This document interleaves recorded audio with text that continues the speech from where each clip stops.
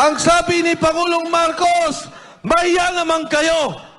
Ang sabi niya, ikulong ang nagnakaw. Ang hamon ko sa kanya, President BBM Marcos, ikaw ang mastermind. Ikaw ang dapat mahiya. Ikaw ang dapat ikulong ng sambayanang Pilipino. Martin Romualdez, ngayong kulang narinig yung sinabi ni Saldico na ang pera, dinadala nila ang mali-malitang pera kay President Bongbong BBM Marcos. Deliver lang yan ang pera at nakonsensya sa nakikita niyang nakawan sa sambayanang Pilipino.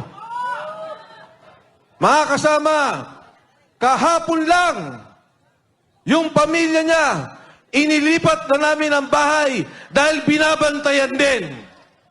Bakit? Dahil si Saldico, sinabi niya, totoo ang sinasabi ni Gutesa. Ang aking pong kinagulat, ang aking pong kinamangha, dati ang sinasabi ko, imbestigahan ninyo si Saldico. Dati ang sinasabi ko, imbestigahan ninyo si Speaker Martin Romualdez.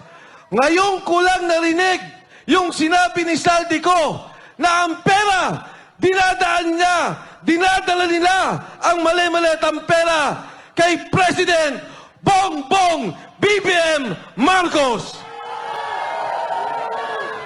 Ang sabi ni Pangulong Marcos, maya naman kayo.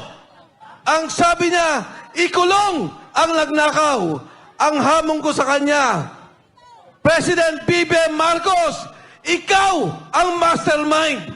Ikaw ang dapat mahiya. Ikaw ang dapat ikulong ng sambayanang Pilipino.